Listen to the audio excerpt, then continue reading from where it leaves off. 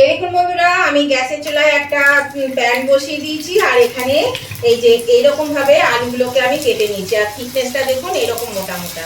তো এই আলুগুলো আমি এখানে একটু প্যানের মধ্যে দিয়ে দেবো। আজকে আমি বাচ্চাদের জন্য ভীষণ মানে একটা মজাদার একটা নাস্তা রেসিপি আপনাদেরকে বানিয়ে দেখাবো। ভীষণই মজাদার, বাচ্চারা পেলে মানে খুশি হয়ে যাবে যদি এরকমভাবে আপনারা বানিয়ে দেন। ভীষণই ভালো লাগবে খেতে। তো দেখুন এগুলো আমি বসিয়ে দিলাম। এর মধ্যে দিয়ে দিচ্ছি একটু নুন, সামান্য একটু নুন দিয়ে দিচ্ছি।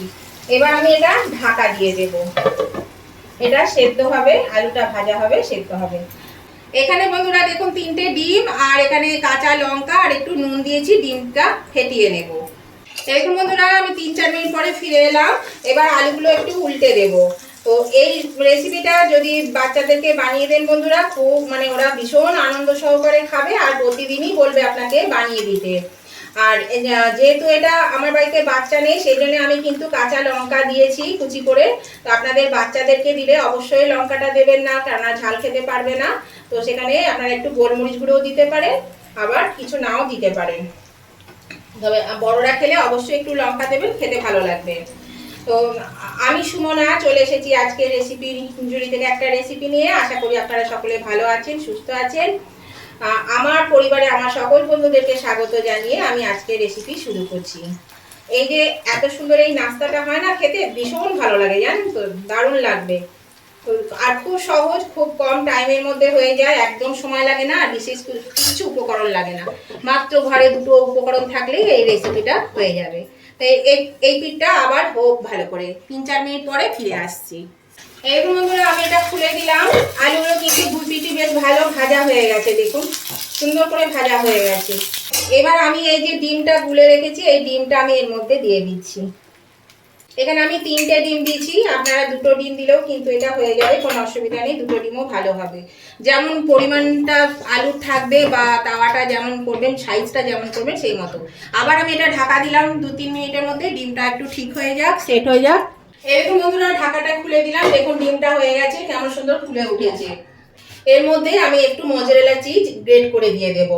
আর নতুন বন্ধু যারা আমার চ্যানেলে প্রথম এসেছেন, এখনো পর্যন্ত সাবস্ক্রাইব করেননি, তাদের কাছে আমার অনুরোধ অবশ্যই সাবস্ক্রাইব করে আমার পাশে থাকবেন আর পাশে থাকা বেলটা অবশ্যই ক্লিক করে দেবেন। তাহলে আমি যখনই আমার নতুন নতুন ভিডিও আপলোড করব, সাথে সাথে নোটিফিকেশন আপনাদের মোবাইলে পৌঁছে যাবে আর সবার আগে আপনারা আমার ভিডিও দেখতে পাবেন। আর আমার উভয় বন্ধুদেরকে বলছি, আজকের রেসিপিটা যদি আপনাদের পছন্দ হয়ে থাকে তাহলে দেখতে দেখতে এখনো লাইক দিতে ভুলে গেলে অবশ্যই কিন্তু একটু লাইক বাটনটা প্রেস করে দেবেন। আপনাদের একটা লাইক আমাকে এগিয়ে নিয়ে যেতে অনেকটা সাহায্য করে। আর যদি ভালো লেগে থাকে, খুব ভালো লেগে থাকে, তাহলে কিন্তু অবশ্যই আপনারা আপনাদের বন্ধু বান্ধব আত্মীয় স্বজন সকলের কাছে একটু শেয়ার করে দেবেন প্রচুর পরিমাণে, তাহলে সবাই এই জিনিসটা পেয়ে যাবে আর সবাই দেখতে পাবে। আর কেমন লাগলো আজকে এই খুব শর্টকাট বাচ্চাদের এই নাস্তার রেসিপিটা? যদি ভালো লেগে থাকে, পছন্দ হয়ে থাকে, তাহলে অবশ্যই কিন্তু কমেন্ট করে জানাবেন। আপনাদের একটা কমেন্ট আমাকে পরবর্তী রেসিপি বানাতে অনেকটা উৎসাহিত করে। আর আপনাদের মিষ্টি মিষ্টি কমেন্টগুলো করতেও কিন্তু খুব ভালো লাগে। এখানে আমি একটু অরিগানো দিয়ে দিলাম, এটা অপশনাল, যদি বাড়িতে থাকে তাহলে দেবেন, নাহলে দেবেন না। এবার দেখুন এটা আমি উল্টে দিচ্ছি। এবার আমি একটা ডিশের মধ্যে তুলে নিলাম। আপনাদের একটু কেটে দেখিয়ে দিচ্ছি বন্ধুরা কেমন হয়েছে, ভেতরটা দেখায় আপনাদেরকে। আর আলুটা কিন্তু সেদ্ধ হয়ে যাবে, জানেন তো, আলু একদম সেদ্ধ হয়ে যাবে।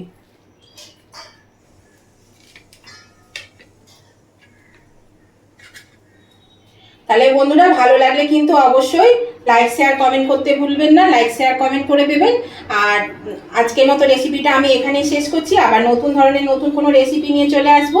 ততদিন আপনারা ভালো থাকবেন, সুস্থ থাকবেন। Tata, bye bye.